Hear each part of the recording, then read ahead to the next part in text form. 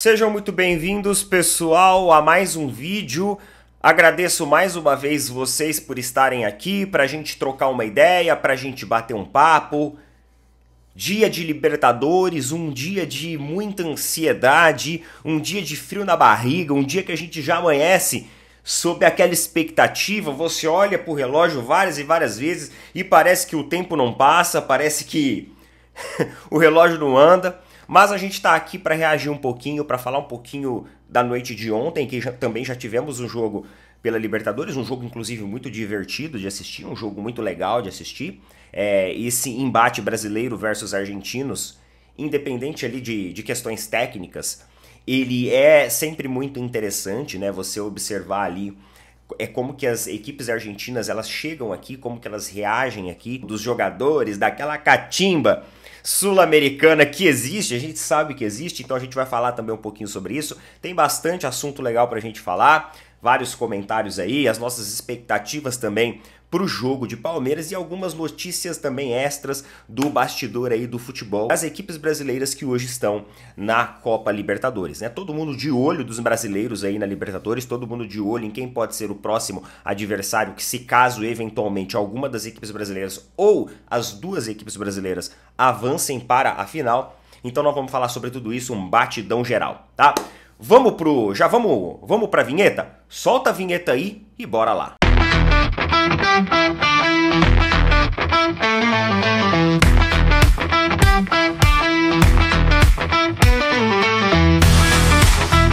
Amigos, ó, não deixe de apoiar aí, ó, os nossos parceiros da Golcase, tá? Somos embaixadores agora da marca lá da Golcase, então lá você tem as capinhas, você tem também as garrafinhas que mantêm sempre a sua água gelada, você tem copos, você tem uma infinidade de produtos e tem o nosso cupom que vai te dar desconto. Além disso, você não pode deixar de curtir essa promoção aí, onde você comprando uma capinha, você vai levar a outra gratuitamente. São duas capinhas pelo preço de uma, então tem o QR Code aí, tem o nosso cupom, use o nosso cupom e aproveite esta oferta da Golcase para trazer a sua capinha personalizada de acordo ali com o seu time do coração, tá bom? Golcase, galera, tamo junto. Ó, quero fazer um agradecimento especial aqui lá ao Felipe Facincani, lá do canal do Facincani. Ontem ele me convidou para participar de uma live, então eu estive presente lá numa live, né, que aconteceu antes aí do jogo da Libertadores. A gente falou um pouquinho sobre tudo, falamos um pouquinho sobre o jogo do Palmeiras,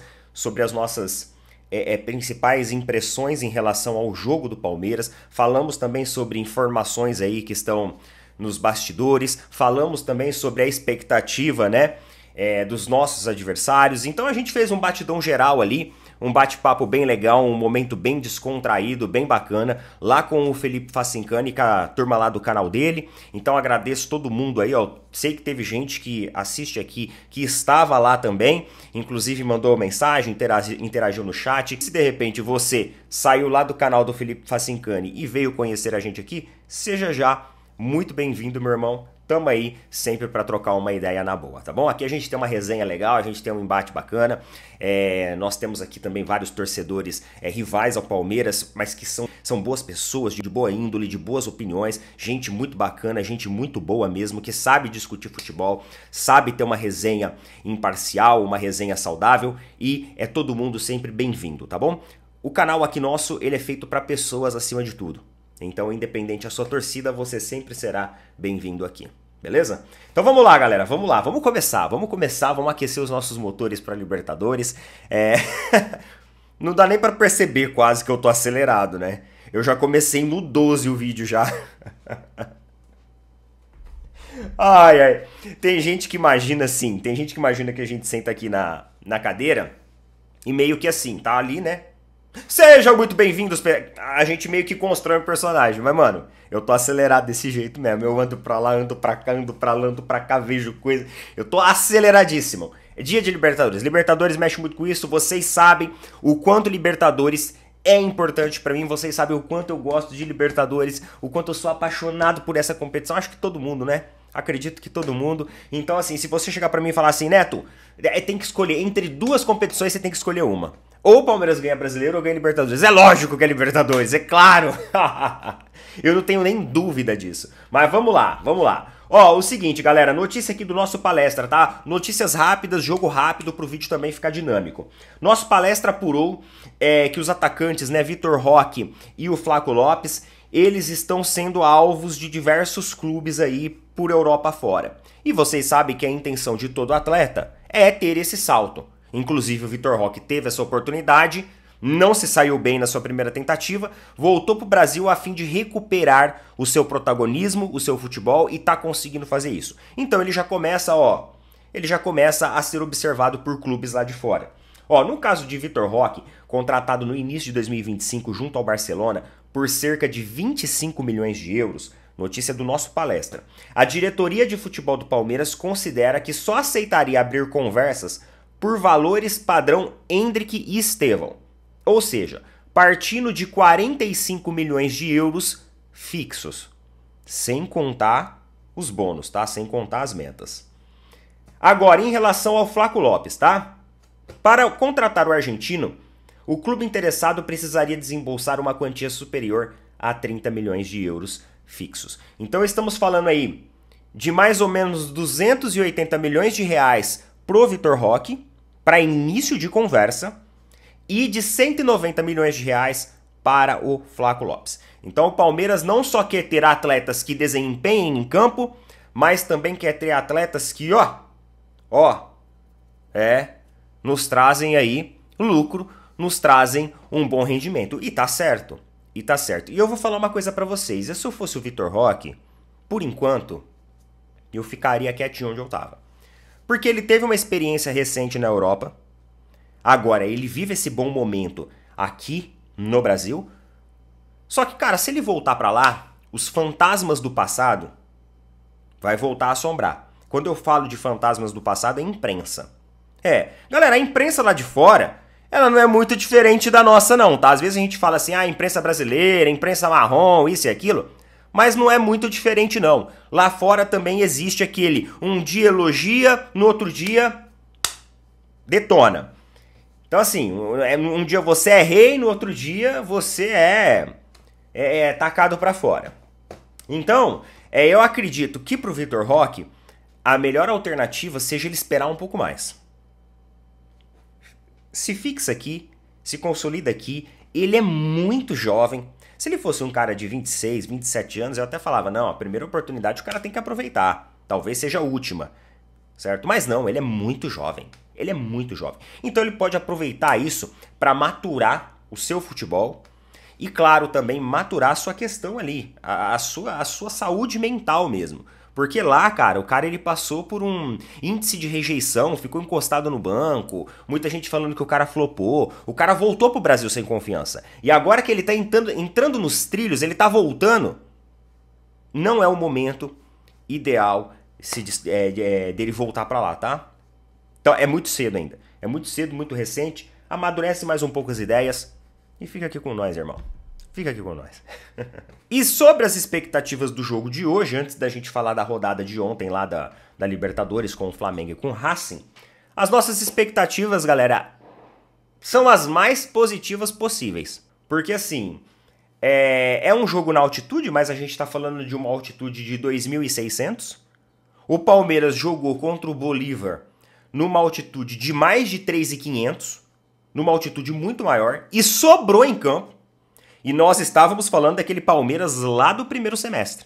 Aquele Palmeiras que tecnicamente no Campeonato Brasileiro, na Copa do Brasil, cambaleava.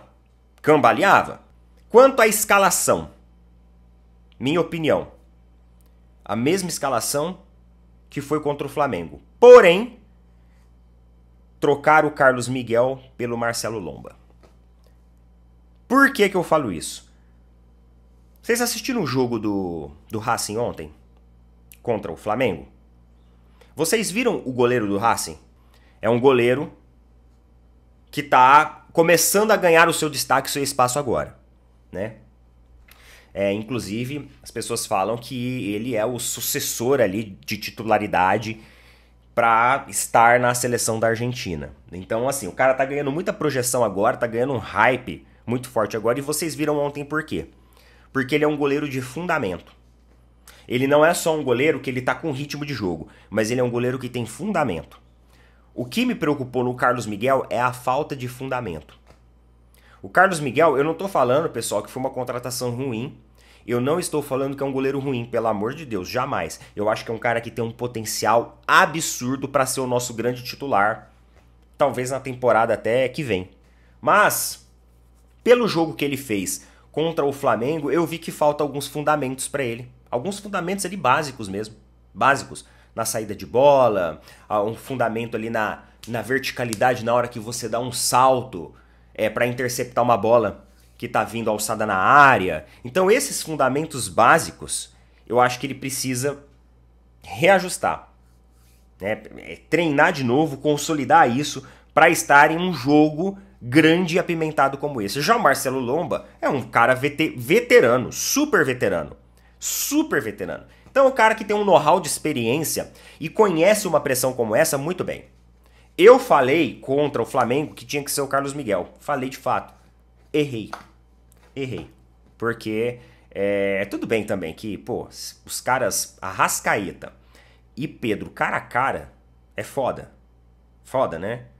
Foi uma falha do sistema defensivo. Já conversamos sobre isso várias vezes. Então não é só culpa do Carlos Miguel. Porém, alguns fundamentos do Carlos Miguel me preocupou. Então eu colocaria o Marcelo Lomba numa partida importante. Essa partida é importante por quê? Porque se nós garantirmos um placar muito positivo no jogo que vem, nós podemos entrar ali com um time um pouco misto dentro do Allianz, se a gente sair com um placar positivo. E isso permite com que domingo a gente coloque força máxima contra o Cruzeiro. Vocês entenderam? Então é intervalos muito pequenos agora, esse momento em que a gente tem duas competições simultâneas acontecendo na mesma semana. Então por esses motivos, beleza? Gente, galera, e vamos pro jogo de ontem, que foi lá entre Flamengo e Racing, um jogo divertido de assistir. E as notícias agora pela manhã, elas são notícias que preocupam o torcedor lá do Flamengo. Isso porque o atleta, o Pedro, ele sofreu uma fratura no jogo de ontem. Olha aqui, ó, o Flamengo inclusive emitiu um comunicado, ó. Substituído com dores no braço direito no segundo tempo de Flamengo 1-0, o atacante Pedro passou por exames de imagem ainda na madrugada. O laudo apontou fratura sem desvio na una. Então, o jogador teve uma fratura aí na una, sem desvio. Isso aqui fala um pouco sobre prognóstico, né? Então não é uma fratura grave. Você consegue ali aplicar um tratamento conservador, porém exige um tempo de recuperação. Ah, o jogador ele joga com o pé. Ele não é goleiro. Eu vi muita gente usando esse argumento. Mas claro, você tem todo a disputa de espaço. É um jogador também que utiliza muito essa projeção, né, de fazer ali um pivô. É um jogador que usa muito também os recursos do seu corpo como um todo. Então é necessário você ter um planejamento de recuperação para o cara. Não é colocar o matá-lo e vai para o jogo. O Flamengo está disposto a fazer alguns sacrifícios para ter o jogador disponível. Mas mesmo assim, você tem aquela janela inicial em que você precisa de um trabalho multidisciplinar, que agora entra fisioterapia, médico, fisiologista, agora entra tudo. Agora entra toda uma equipe multidisciplinar para tentar recuperar o atleta o mais rápido possível e reduzir essa janela, esse tempo de recuperação. Mas uma janelinha, ela vai existir. Por mais que tenha tecnologia, por mais que tenha tratamento, por mais que tenha até assim, ó, o sacrifício de ter o jogador disponível. Não, ó, o jogador está disposto a, eventualmente, até correr risco de agravar sua lesão, mas ele está disposto a ir para campo. Mesmo assim, você tem que ter essa janelinha de recuperação. O Rony teve uma fratura no braço também, quando estava no Palmeiras, né? Se eu não me engano, acho que ele ficou 40 dias, 30, 40 dias fora. Só que esse tempo para o Flamengo já é um tempo ruim também. É por isso que tem essa questão aí da recuperação e do sacrifício, né? Ó, o Flamengo vai avaliar e vai tentar colocar o atleta mais rápido possível. Para que não, porque, cara, de 30 a 40 dias, nessa fase final que a gente tá, é muito tempo e tem jogos extremamente importantes. Agora, falando sobre o jogo em si, ó, eu separei aqui as estatísticas, tá? Pra gente dar uma olhada. É importante pra gente olhar isso, porque se o Palmeiras eventualmente for pra final, vai ser um desses dois caras aqui que vai com a gente. Ou vai ser o Flamengo ou vai ser o Racing. Flamengo ontem construiu uma vitória de 1-0. Um placar que eu vi muita gente falando assim, ah, que placar magro, que placar ruim. Mas galera, Libertadores, e observando assim o afinco da equipe do Racing, não acho que foi um placar ruim para os caras, para o Flamengo. É um placar que deixa em aberto. Deixa em aberto. Porém, se você partir do princípio de que lá na Argentina o Racing tem que sair para o jogo, tem que propor o jogo, isso talvez abra espaços para que o Flamengo consiga converter oportunidades lá. O que não aconteceu muito ontem no Maracanã. Por que não aconteceu? Olha só, olha aqui a estatística. Ela fala um pouco pra gente. Posse de bola, 72% do Flamengo, 28% do Racing. O Racing se fechou completamente. O Racing fez aquela clássica retranca argentina e, meu amigo, ninguém passava dos caras. Toda hora, pra onde você olhava, tinha jogador do Racing, né? Tava até conversando com o Eldevan e ele falou assim pra mim, cara, parece que o Racing tem uns 15 jogadores em campo. Todo lado que você olha do campo tem jogador dos caras. O Racing fez uma marcação, galera, e é assim, que tornou várias e várias vezes inviável pro Flamengo tentar furar aquela retranca. Foi muito difícil o jogo pro Flamengo furar aquela retranca. Muito difícil mesmo. Então, ó, 19 chutes que o Flamengo deu em direção ao gol contra 3 do Racing. Chutes a gol foram 8 do Flamengo e 1 do Racing. Inclusive, teve uma boa defesa Pô, qual que é o nome do goleiro lá do Flamengo? O Rossi. Que o Rossi fez. E excelentes defesas que o goleiro do Racing fez. Que goleiro. Que goleiro. Galera, no momento que o Bruno Henrique sai na frente, daquela forma, o goleiro do Racing, ele já estava lá na ponta da área, né? Para fechar o espaço. Então, para você ver quando eu falo sobre fundamento, no lance do Pedro e do Arrascaeta, claro que foi diferente, só que o Carlos Miguel ele ficou debaixo da trave. Ele não saiu. Porque quando você sai, você reduz o campo periférico da visão do centroavante, né? E isso é uma obrigatoriedade quando você tá cara a cara. Eu sei que foram lances distintos, tá? Foram lances distintos. O Bruno Henrique ele tinha ali uma marcação muito próxima dele. Também estava mais lateralizado. Então foi diferente. Só que o feeling do goleiro de ser ágil e de sair e de fechar o espaço, ele fala muito também sobre a questão do fundamento. É o que eu falo para vocês, que o Carlos Miguel me preocupou. Se o Carlos Miguel tivesse ido lá no pé do Arrascaeta e tentado fechar o espaço, eu ainda falava assim, galera, ó, não tinha o que fazer. Mas o Carlos Miguel, ele não fez ele não teve essa agilidade, esse pensamento rápido, esse estalo rápido de dar aquele sprint e tentar sair na frente do jogador. Não, ele saiu muito pouco e esperou muito o Arrascaeta e o Pedro se aproximar. Então é disso que eu falo. Ótimo goleiro aqui do Racing, tá? Que partida sensacional do goleiro do Racing. E foi uma partida boa do Flamengo também. O Flamengo fez uma partida boa. Embora o Pedro e o Arrascaeta, parece que eles não estavam naquele dia, mas eu acho que eles sentiram um pouco o desgaste físico do jogo contra o Palmeiras, porque foi um jogo que exigiu fisicamente dos caras.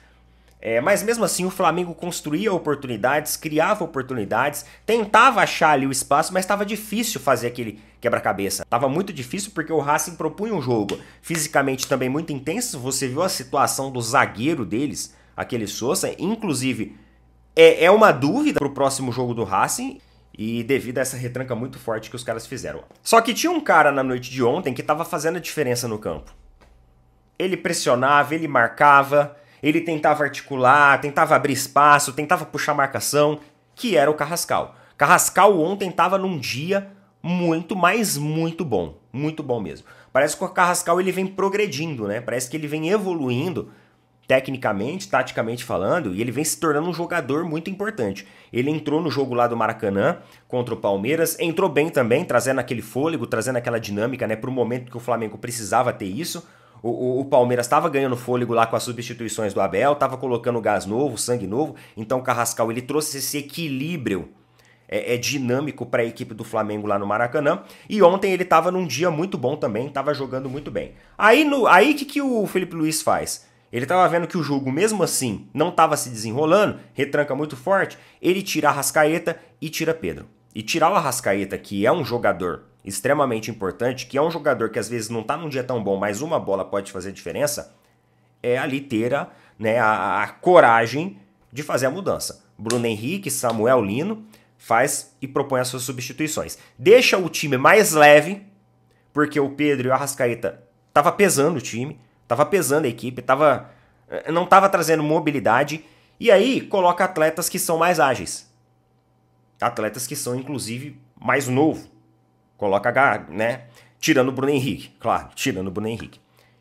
Onde você tem o gol que sai, que foi impedido, o primeiro gol, uma oportunidade ali com o Samuel Lino, mas que estava à frente, fez as linhas, traçou e viu que o gol estava impedido.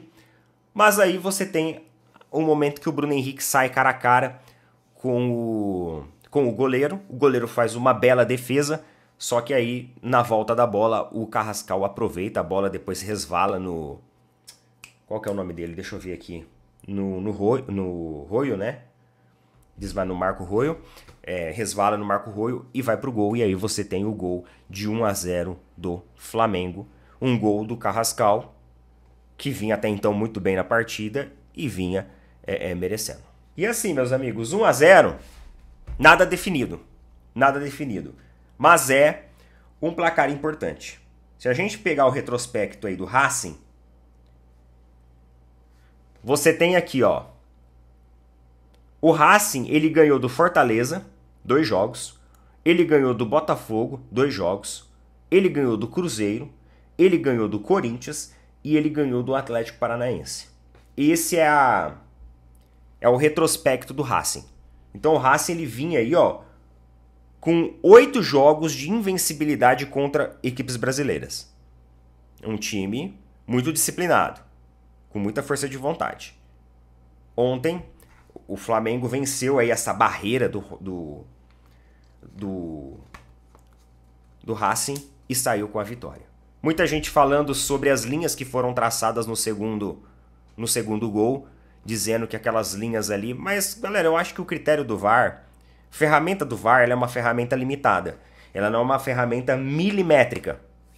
Então, quando você tem um lance muito ajustado, aí você tem que partir do princípio de seguir o mesmo critério que você seguiu ali em um outro lance.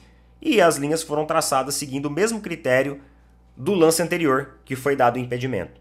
Então eu acho que quanto a isso, a essa análise do gol, tá impedido ou não, eu acho, cara, que o pessoal lá do VAR, na hora de traçar as linhas, seguiram o mesmo critério. Não acho que assim, coloca a linhazinha um pouco para frente, coloca um pouco para trás, marca na parte errada do corpo do jogador ali, né? Não acho que teve isso não, eu acho que seguiu o mesmo critério, um gol foi anulado, inclusive, o outro foi validado. Só o semiautomático que vai trazer pra gente essa acurácia, né? O que já passou da hora, tá bom? É isso daí, então, meus amigos, vamos terminar por aqui, senão o vídeo vai ficar muito longo, falamos um pouquinho, eu acho que sobre várias coisas aqui. Tamo junto, valeu, falou, até mais, boa Libertadores aí pra todo mundo hoje. Vamos lá, avante palestra.